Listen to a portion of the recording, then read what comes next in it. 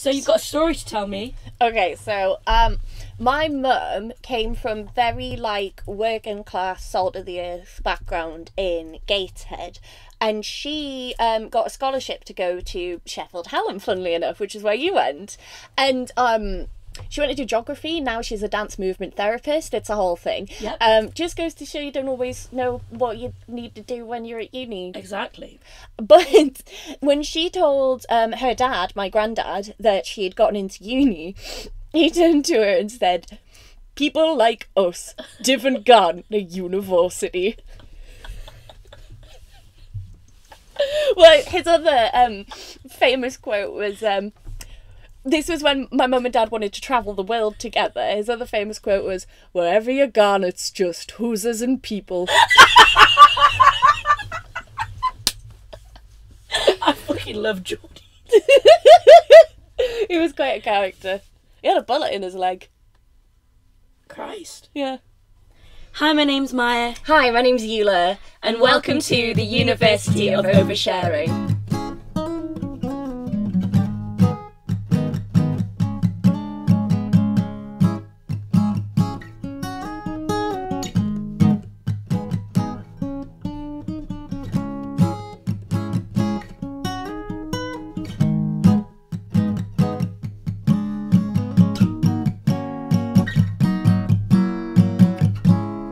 Lecture 2. An introduction to university. Spoiler alert, don't do it. My chair. Have you turned your phone off? Yes, I've just done it now. Fantastic. Is that how every episode's going to start? Have you turned your phone off? I think it should, you know. That's cute. Like a little thing. Is it on? Is this bitch Is this recording? thing on? How do we look? Day 7 in the chamber. They ain't found me yet, but when they do, they gonna be surprised. I don't know what that is. Okay. I think Maya wants me to leave. Yeah. Right. Hi! It is unbelievable how you are still louder than me. Hello, hello. And the mic is closer to me. It's going to be like episode 12 and you're going to be holding it here and still anyone's going to be When able to we hear finally invest in getting, if we finally invest in getting 2 mics and we can stand them like just talking to them. That's cute. That's the goal. I was editing our episode today and I realised that I have like the little tiny gap in my teeth makes me like hiss a bit. Like it makes me sound like I've got a bit of a lisp. I'm laughing at the way you said lisp because you couldn't stop smiling, so you were like lisp. Lisp. Anyway, let's roll into the podcast. Let's do it. So how are you? How have you been since we last filmed? Oh my god, wait, when were you last here? Friday, so almost a week. Yeah, I mean, I've been okay. What have I been up to? Editing videos. I went for a dip in the sea. That was fun. Jealous. I saw a horse today. That was interesting. Jealous. I made enchiladas. Oof. That was good. Jealous. What about you? What have you been up to? You keeping well? Dissertation. Mm. But I couldn't sleep last night, so I was awake till like 7 in the morning. Yeah. Which wasn't fun at all, but I got like 3 hours sleep in the day, so now I'm here running on. Explains why you look like shit. You look beautiful. You look surprisingly well put together for somebody who's had so little sleep. Thank you, that's so lovely of you. Aw. Audio listeners, sucks to be you. Sucks to be you. You're missing out on some visuals. So, today we've decided to put our new plan that we mentioned in the first episode into theory. It's very Into high practice. tech. Into theory, into practice, whatever. So what we've done is we've put a list of topics for episodes on a random generator. Visual listeners, visual watchers, people that are watching the video can see it right now. Eula is going to spin the wheel, Yeah. and whatever it lands on Is what we're going to what talk we're going to talk about. Which, you know, I'm slightly excitedly nervous. Excitedly nervous is a good way to put it. Okay, shall we spin the wheel? Yeah, Do you want to let's do go. the honours? Okay, Go cool. on, give her a tap. Oh, that was so gently. dun dun dun dun dun dun dun dun dun. Oh lordy. Great. Right. So one we didn't want. So in today's podcast episode, we are talking about university. Fucking university. Which we should probably mention, but in the first episode, we mentioned that we refilmed it a few times, didn't we? Yeah, we had a bit of a technical disaster. Yeah, well, we filmed it first and everything technically went well. We just hated what we were saying. And guess what the topic was on? University. So maybe... Jesus Christ, can you do something about that water bottle? Maybe third time's a charm. Third time's the charm. So you've just graduated?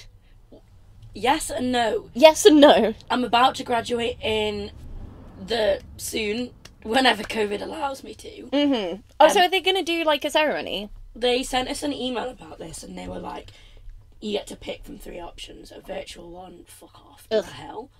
A one in like 21. Right. And a 1 in 21, but somewhere that isn't Sheffield City Hall. Why? I don't know. I think it's just more space, so more people... They can spread out yeah. if they need to. Sorry, I've got a really itchy nose. I feel that. So I officially finish on the 6th of August. Right. The day before my birthday. Woo woo. And then, yeah, I graduate, and then I go straight into another degree. Yeah, you lunatic. You gotta do what you gotta do to get where you want to be. I guess so. Unfortunately. But how about you? What are you doing? That's a loaded question. Okay, what degree do you do? At the moment I do film. I study film at Newcastle. It's documentary specific, it's practical. It's been very stop and start this year though, because, well, I'm in my first year because I actually maybe went to uni a couple times before and maybe dropped out, but we'll talk about that in a minute. Don't attack me. Don't attack me. No, everyone, please be kind. Please don't cancel me. Uni dropout. Uni dropout. 2-time uni dropout. Oof. Thank you. Possibly 3. We'll see how we go. But sorry, I completely lost my train of thought there. Yeah, so we had a lot of lecturer strikes this year, so I missed out on a few weeks of first semester, and then in the second semester there was even more lecturer strikes, which was very closely followed by the COVID-19 pandemic. So I actually really haven't had that many years of teaching at all in this course. I mean, I've enjoyed what I've been there for, but it's not been much. Yeah, I feel that. I saw someone tweet and they were like, if you spend £13.70 a week, you will waste £5,000. And I retweeted it and commented like, if you go to university and you have strikes and COVID, you will waste £9,250 in 22 weeks. This year, academically, has been a shit show. It has been such a shit show. Because did your uni go on strike as well? Yeah, we had 8 weeks of strikes. Fucking hell, man. If not more. Absolutely ridiculous. It was so confusing as well, because like some subjects were in and some subjects were in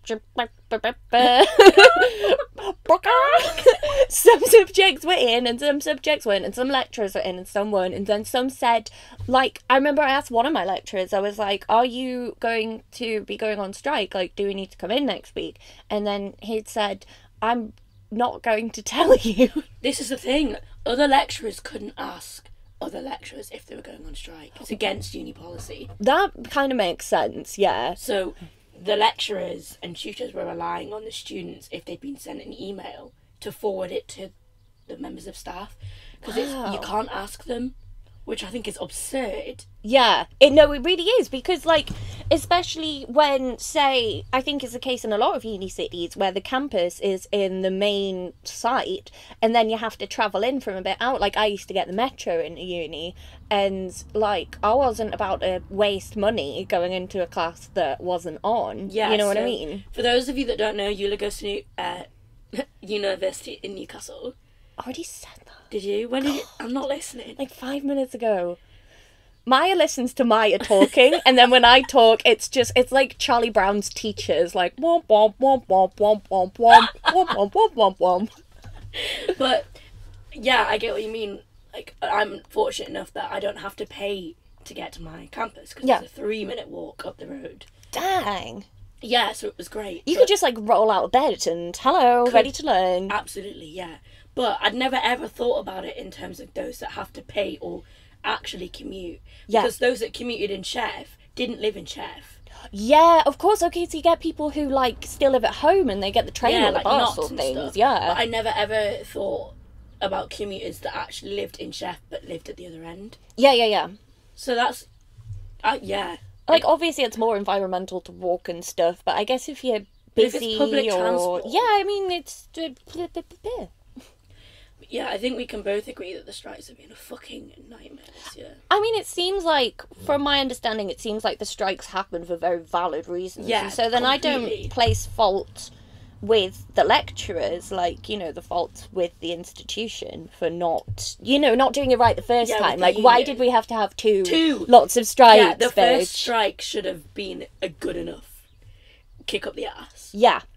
And it is annoying because you do direct all of your anger to the lecturers and tutors that striked, but it's not meant to go towards them. Because they're striking for a reason, yeah. Yeah, and it's such a fair reason, but you forget, don't you? Yeah, no, definitely. You're like, I am paying £9,000. Yeah. I already have to buy my own textbooks, buy my own supplies, pay for fucking printing, pay for everything, and now I have to pay to not be taught. Yeah. It's ridiculous. We worked out, in a normal day, like, if the strikes were not occurring, it's something like £50 an hour I pay. Jeez. Because I'm only in uni for 6 hours a week. Right, yeah. So 6, like, times 22 is... And then you don't... It's fucking ridiculous. It is obscene. It's ridiculous how expensive uni is for what it is, you know? There's a lot of people I know that have just... They've just turned around and said they're not doing it because it's such a gamble of a debt, basically. Yeah, definitely. Have we got many friends that haven't gone to uni? A few, yeah. I have a friend who went to college and studied fashion and then decided to train as a pharmacy dispenser and now has, like, a full-time job and is looking at, like, getting a place with a fella and stuff. Yeah, I was going to say, you can bet your ass that she is earning more than we are. She's more successful. She's probably fucking happier. Well, I mean, she's a key worker in a pandemic, so no. Generally. Yeah. Like, I just think uni's such a gamble. It really is. Especially, I found it to be that way with halls. Like, watching you guys go your first time round at uni, and, you know, obviously some of you had better experiences than others, but then I got into halls and I had an expectation in my head of what it was going to be. Like, you know, kind of party lifestyle, everyone getting on, or at least, like, eating together and hanging out and stuff. And then that didn't really happen for me. Like, I liked all of my housemates and they were nice people. I'm still friends with them all on Facebook and stuff, but, like, we didn't really click. Yeah. Halls...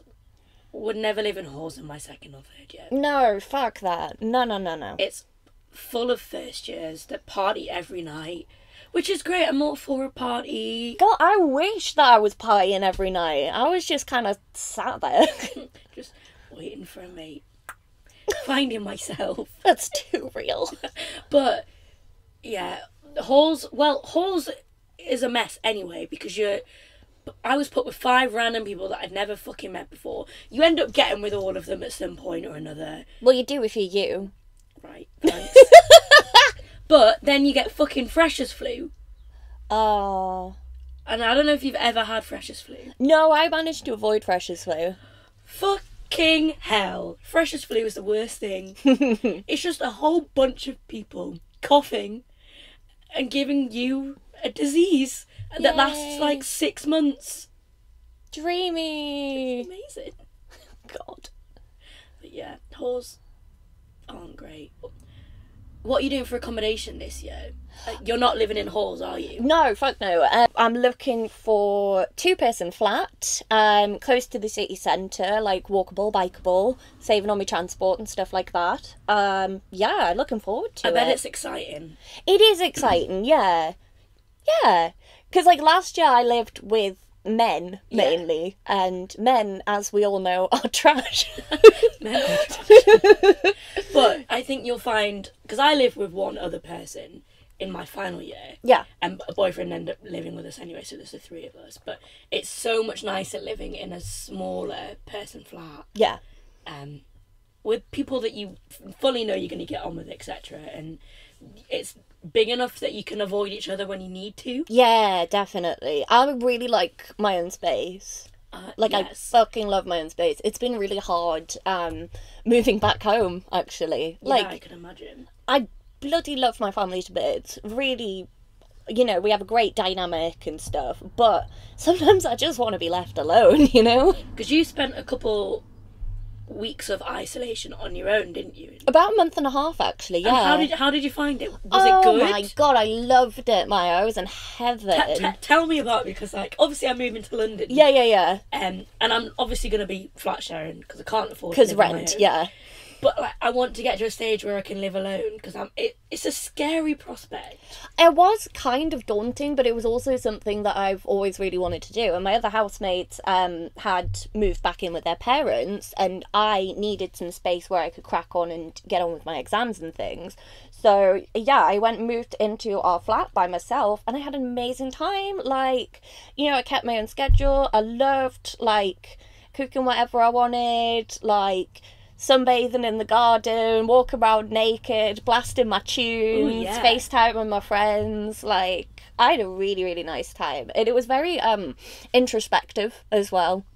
I don't know what that word means. Like, you know, when you just kind of reflect on yourself and your life and stuff. I always find the idea of living alone appealing, because I'm not the cleanest of person, but I'm not the messiest of person. But I get particular about other people's messes. Yeah, I know what you mean. And, like, if I'm on my own, the mess I make is my own mess. Like, I'm never worrying about someone else being like, clean up. Shit.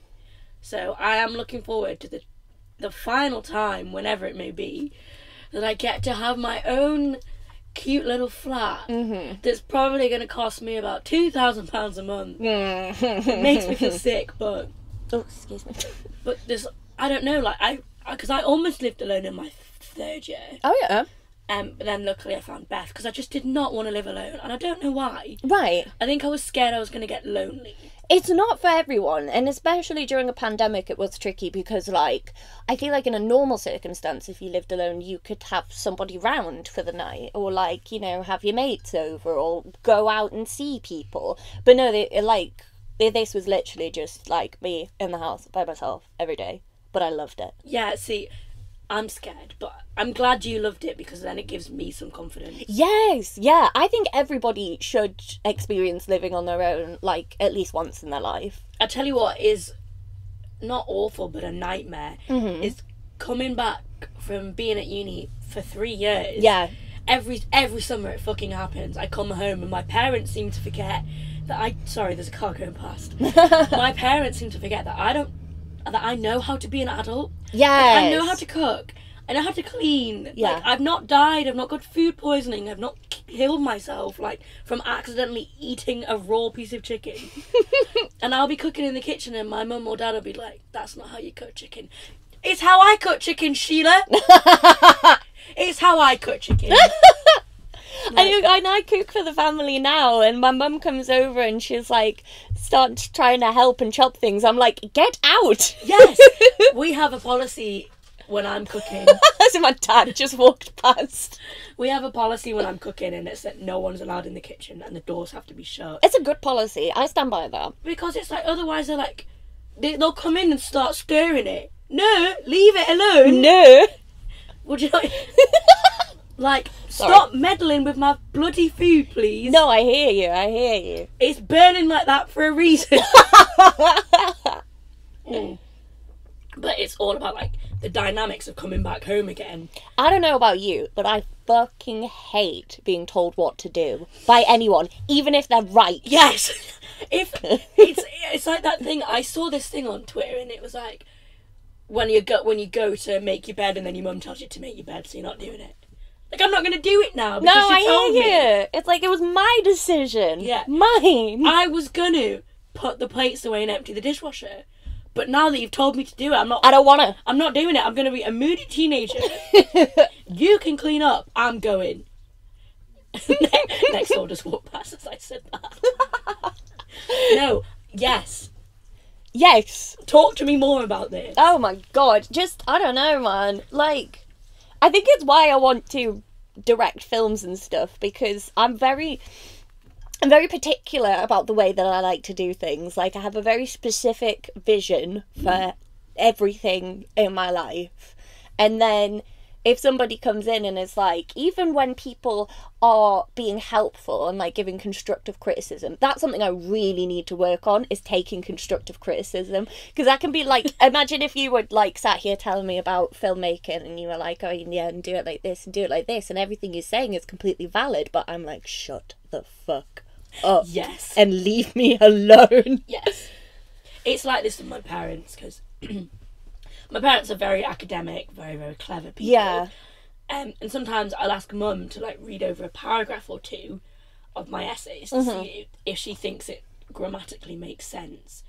And then my dad likes to remind me that he's got a PhD and he's written essays before and he knows exactly what he's doing. No, Stephen, no. Because a scientific essay is completely different to a law essay. I can imagine. It's like CVs. A law CV is completely different formatting, layout, everything. Oh, really? To a normal CV, yeah. Well, a film CV is a show reel, Exactly. basically. Well, my dad likes to remind me that he's had plenty of experience. He knows how to do a CV. Not a law CV, you don't, Steve. I'm sorry, I love you to pieces, but you are no help with me on this one, because you could format that CV as much as you want and make stuff up and make me look amazing. But if I send it to a firm, they ain't going to accept me because it's wrong. Dang. And it's like, look, I know you're clever. Ow, I know you're clever. What did you do? It like popped. What, your knuckles? Yeah. Oh. Like, I know you're clever, but you're not law clever. I love that. My parents are going to listen to this and they're going to be like, Maya, you're a little shit. Maya the sass. Maya, we have put up with you in our house for 4 months and you disrespect us. Like God, has it been that long? 4 months? When did we come back? March. Like late March. April, May, June, July. So yeah, 4 months. 3 to 4 months. That's terrifying. That's disgusting. Yeah, I don't like that. 3 to 4 months of not having uni face to face. What are they doing about uni for you next year? Oh my god, I don't even know. They're saying like they want to do a lot of online classes and things, and then potentially have some people in for some workshops. But the thing with my course and with doing a practical degree is that you need to work with other people, which, as I've just mentioned, is something that I struggle with already. Now imagine me trying to work with other people when I can't actually see the other people or interact with the other people. You can't gauge what they're actually trying to say. That would really annoy me. Well, it's because, like, I mean, envision a film crew, like, together trying to... What? I'm sorry, I just envisioned a film crew, like, you all on Zoom, but, like, a guy with the boom pole, like, on Zoom, like, right, lads, I'm ready. Just in his room. Would you freak out if somebody put a boom pole up and then it appeared, like, behind you on your screen? What the Yeah, sorry, you were saying. Oh, I don't even remember. Are you talking about, like, the practicality of you don't get on with people anyway, and then it might all be on. No, it's not that I don't get on with people. You don't get on with people. I hate everyone. Soundbite. Especially you. Wow. Okay, you don't take well to constructive criticism. You literally said. I know, but hearing it coming from you makes me feel sad. It's like I would sometimes refer to myself as flaky in high school because I had really bad anxiety, so I would often bail out of plans and stuff, and so I would say, oh, I'm really sorry for being flaky. And then one time one of my friends called me flaky, and I didn't speak to her for like a week. I was like, fuck you, right, I'm not flaky. That's interesting though, because constructive criticism is something that... Why am I holding this mug like a child? Constructive criticism is something that I know I should be like, thank you, like, I appreciate it. Yeah. But, like, don't don't pretend that you're better than me. I think it's something that we both need to just develop, innit? Which is funny because me saying that to you is, in a sense, constructive criticism, and now you're sat here like... Well, if I need to develop it, so do you. No, I don't. This is your problem. I'm perfect. Yeah, you wish. God. But yeah, we were talking about university. And like with the whole COVID thing as well. Like you're still waiting, etc. Like Manchester have confirmed that most of it's going to be online. Oh no, Newcastle has also confirmed, I think. Oh, okay. Well, I'm still waiting to hear back from UOL. Like, oh, shit. I ain't heard anything. They said... Oh, I just bit my tongue. Ooh, They easy. said they'd get back to us by the 30th of June. Right. Not had anything. That's garbage. So I might give them a call at some point and see what's going on. Yeah, I hear you. So, if your course was going to be done digitally, like, would you still move down to London? Would you defer I'd again? defer. You'd defer. And then what would you do with your year? Work. Because I can't travel anywhere really, can I? Well, no one can, yeah. Exactly. So I'd work. For now. Earn as much money as possible. Because it's... My course is £17,000 next year. Yeah. So I get a grant, hopefully, from my masters, which is like £9,000. Good. So £8,000 to fund myself. And so does the grant, like, is that for your rent and your food and stuff? No, What's it's it for? one or the other.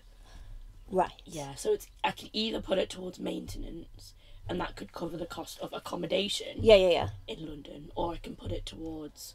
Oh no, I didn't envision that it was going to cover all of your expenses. It's annoying that they don't give you two.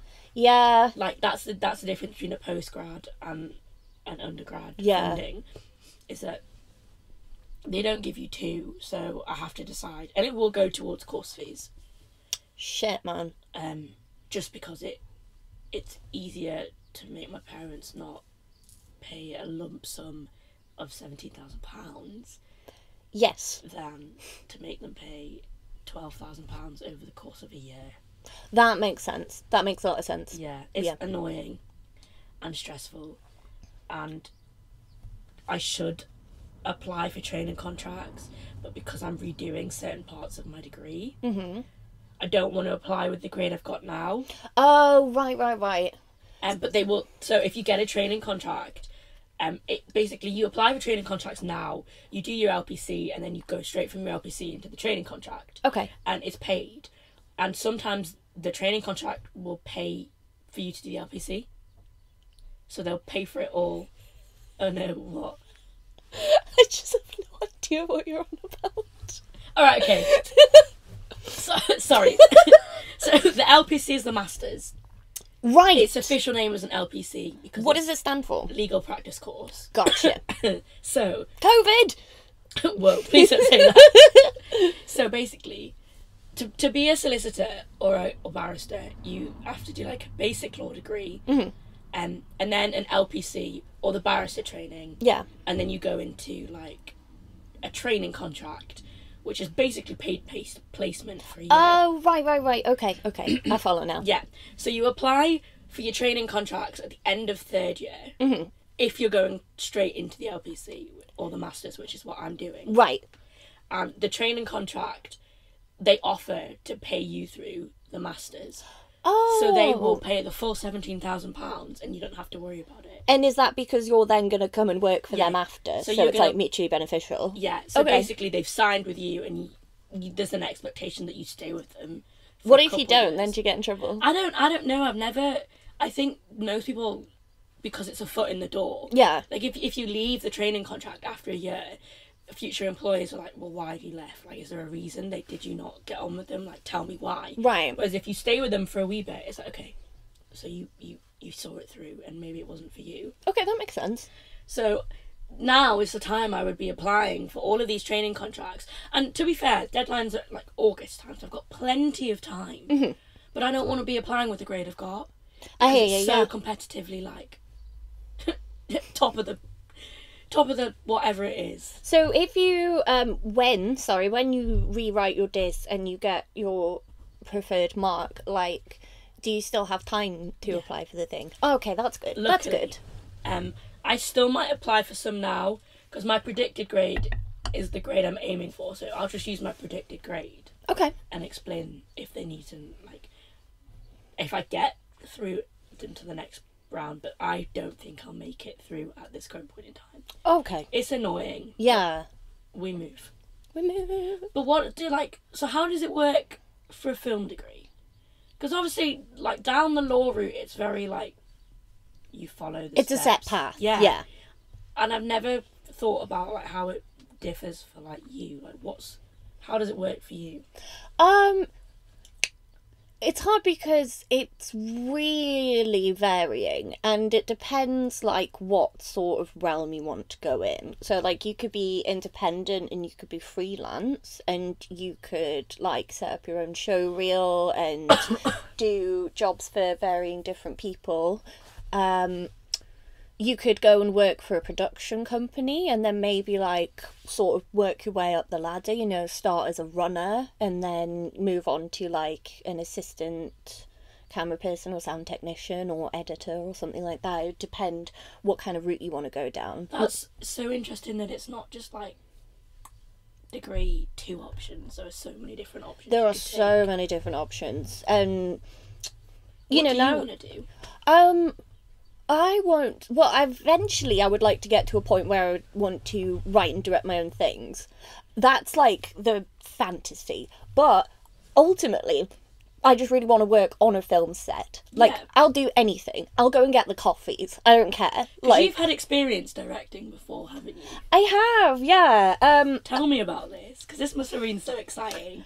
I assistant directed one of our plays in high school, and one of the things that I did like about our high school, one of a few things, mind you, was that when we did the plays, we did them at the local playhouse, and we would do, like, 4-night runs, and, like, tickets would sell out and stuff. And We didn't get that gold award for nothing.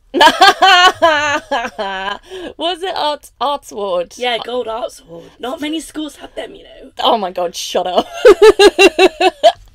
It's true. No, I know. Been hammered into us. Yeah. Like, we have a gold arts award. We have a gold Arts Award. Sorry, anyway, you were saying. It's fine. But yeah, so we did all of that. I assistant directed all of that. Everyone was very nice. They got me this little present afterwards, which was so cute. I actually found it the other day when I was clearing out my room. I thought I lost it, but then I found it. And it's a book with everyone's characters that they played in it, and they all wrote, like, a little thank you message. It was so lovely. I was reading through it the other day, and then I found my director's notes, and I was having a little pore through them. And when you look at your notes after 3 years, they make no sense. There was one that I found that really fucking made me laugh. It said, be a tiny bit less grabby with his leg. What?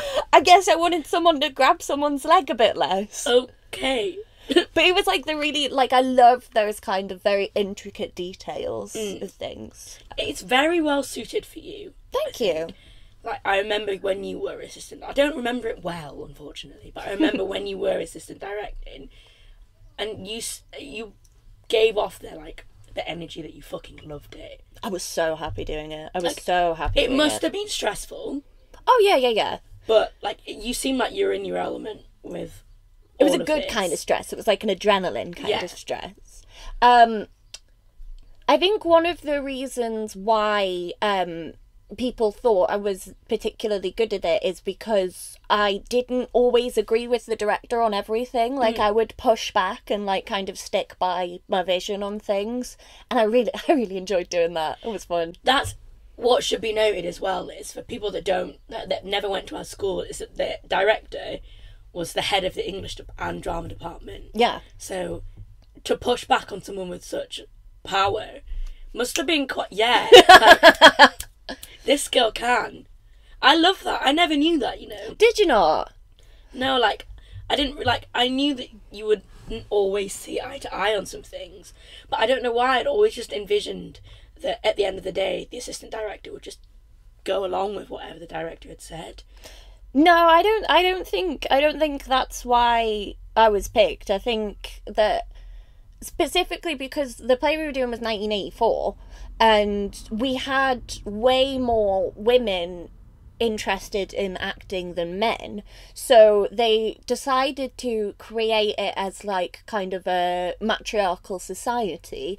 And all of the people in charge, who, if you know 1984, are very corrupt, were women. And so I was there, and I was always just making sure that we didn't cross that line of like women in charge equals bad. Yeah, you know, I love that.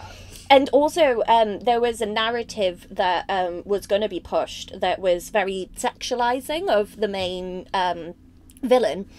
And, you know, after conversations with the actress playing them and, like, thinking about it myself, like, that's one of the things I really push back on. Because, like, female villains, you know, they're more than matronly and they're more than sexualized, and there are some amazing matronly female villains and some amazing sexualized female villains, but that doesn't have to be the case all the time. It's not just two set archetypes. And so we decided to go for more like cold, calculated, complex character. Loved, because it was Sophie, wasn't it? Yeah. I remember, Hi, Sophie. I don't remember, like I said, I don't remember much because it was 3 years ago. Yeah. But I remember Sophie's character was, she was chilling. stone cold. She was magnificent. Impressive. So that play was so good. Aww. Does Newcastle do any, like, plays, etc., that you can get on board in, or is it just for the drama students? No, there is a drama society. I haven't joined the drama society. I would be interested in going. You should definitely look at it. Yeah. And I think they do, because I had a friend who was in the drama society, and I think they do a play one semester and then they do a musical in the other semester. That sounds familiar. It's the same format that was in our high school, yeah. But yeah, when I was on my gap year, I directed another film with My Life Productions, which was awesome. Yeah, I think I saw it. I think you did. You better have seen it. I'm pretty sure we watched it together. Yeah.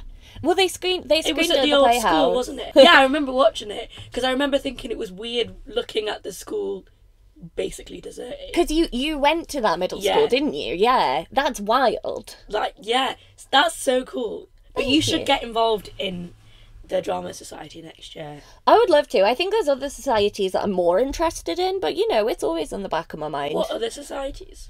I went to pole dance society for a bit last time, and I did enjoy that. Pole dancers are amazing. So strong. Yeah. So gorgeous. Because you really do want to aerial, get better at it. Yes, I do, yeah. And so you kind of have the same muscles that are engaged when you're doing aerial. It's similar. Lots of people think that it's an entirely transferable skill set, and it's not. Is it? And I would like to hammer that point home. It's not. Pole and aerial are not the same. Both valid, both beautiful, not the same. Fair enough. And you, of course, had a very big society role. Yeah, I was lucky enough to be president. You weren't lucky, you earned it. Come on. I ran unopposed. Well, I mean, who would oppose? Who would oppose? So I was president of the Snow Sports Society in my uni this year. And I was the first female president they ever had. It was stressful. And we just had awards, and unfortunately we didn't win any. Rude. Which, yeah, I think is ridiculous because we were put up for the fundraising one, and we did 3 different fundraisers, and we managed to raise over like £900 collectively. That's amazing. What for? So we did one for disability snow sports. Nice. We did like that was like a head shaving one, where we raised £680. We did we did like a raffle, and we did it for Mind. Yeah. And we raised £105. Great. And then we've just finished, like a month ago, we were meant to go to Andorra for our ski trip. Yeah. And that got cancelled. So we decided to go against Uni of to race them to Andorra from Sheffield using Strava, the app that like it tracks you running, yeah. So we raised like £100 and something for that. Cool. But we ended up, basically Uni of ended up beating us within 2 days. Disgusting. So we were like, right, well, how can we make sure that we keep our members fit So we decided to cycle/run the distance from the Sheffield in the UK to the Sheffield in Tasmania. No way! Which was 10,748 miles or something stupid like that. That's insane! We did it in 20 days. Nice! Collectively, I think we raised like £500 between both unis. Bitch. I went on BBC Radio Sheffield. Why is this the first I'm hearing of this? It was terrifying. Oh my god, I'm so proud of you. When they suggested, and I was like, yeah, of course.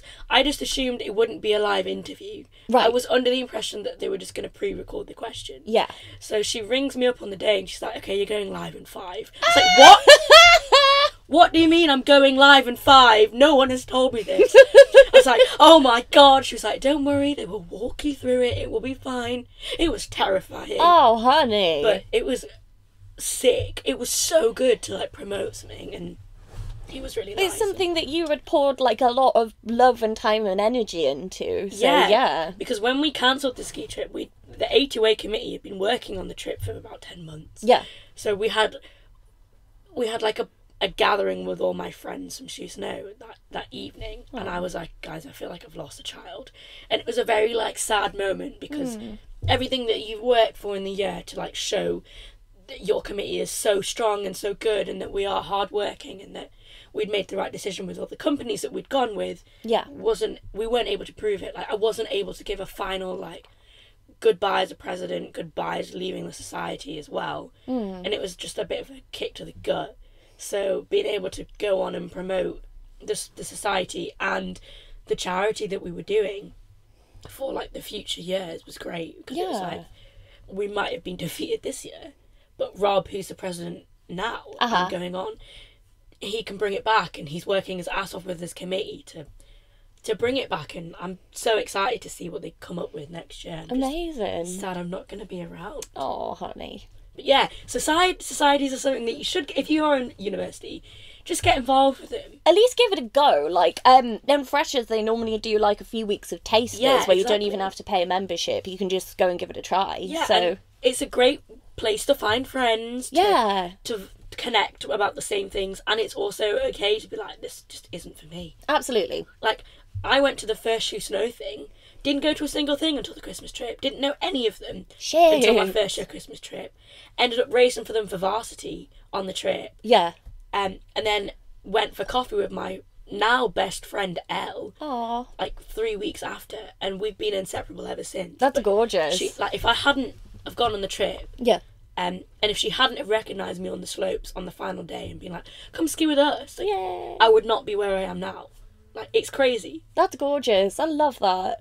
I'm just remembering that when I was doing, before I switched courses, and when I was doing French and film studies, which is a combined honours degree, they had a combined honours society at the uni. And it was really nice, because it was like, when you do 2 or 3 subjects at a uni, your classes get switched up quite a lot, so you don't see a lot of the same people. So they have this society that they put together, like fundraisers, coffee mornings, like balls, nights out, that kind of thing.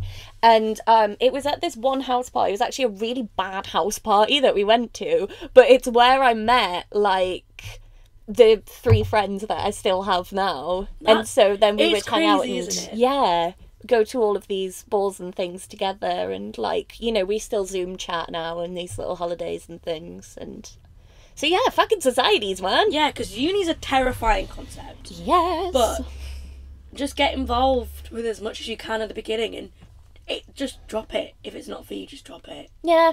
And that's a big thing that everyone, like, we're not really taught, is to, like, it's okay to drop things. It's also okay not to want to go in the first place. Yes, schools push you towards uni. Yeah. And it's okay to be like, I don't want to go. I want to take a year out, 2 years. I don't want to go at all. Yeah, fully.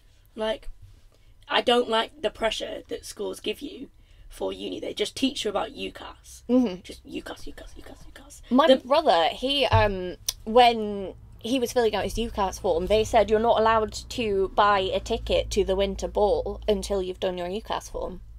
That's ridiculous. I know, right? That's manipulation at its finest. It's obscene. And he actually ended up taking a gap year and going on to earn thousands of pounds working with the circus, so... Suck it, school. I'm just clocking the time. Shall we wrap it up? Yeah, if that's alright.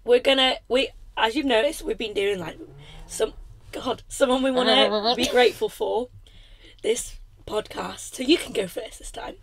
I'm grateful for myself because I spent a long time listening to my own voice, editing the previous episode, and it drove me insane. So I'm very grateful that I didn't lose my mind. I'm also very grateful to you for being lovely and interesting and cute and doing this podcast with me. So there you go. Today I'm grateful for you and your family. Aww. Because Eula's family, as we mentioned, they are letting us use the caravan to record. And every time I see them, they're always very friendly and welcoming, and they make me laugh a lot, and I kind of want to be adopted into the family. So I'm grateful for you guys for putting up with my nonsense and the shit I chat. You do chat some shit, but we love it. I really do. But yeah, okay, so thank you for listening to this week's episode. Thanks. Don't forget to follow us on all of our social medias. Yes, we are at Uni of Oversharing. Give us your ideas. If you've got any suggestions that you want us to talk about, drop us a DM on Insta. Please do, yeah. And we'll add it to the list if we like it. We'll put it on the wheel. On the wheel. But yeah, thank you guys. We'll catch you later. Lots of love. Bye.